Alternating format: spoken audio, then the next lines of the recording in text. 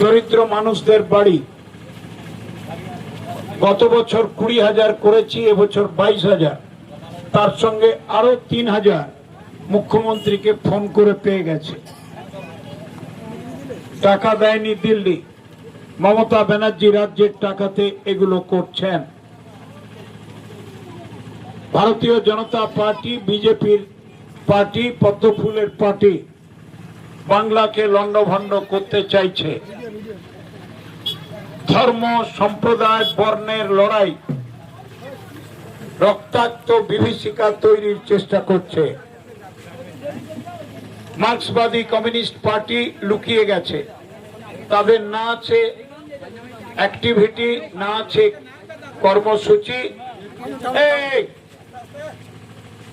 একটা পথেই চলব, এদিক ওদিক করবেন।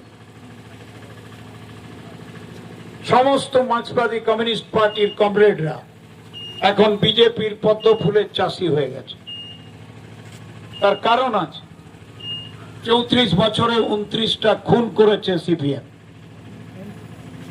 মা বোনেরা ধর্ষিতা হয়েছে, 8,000 বাড়ি আগুন দিয়ে পুড়িয়েছে, 18,000 বাড়ি লুট করেছে, উন্নয়ন করেনি, বয়কট, সামাজিক বয়কট, মজুর বয়কট, চাষ বয়কট, রাস্তা দিয়ে চলা বয়কট, এটাই ছিল সিপিএম এর কর্মসূচি।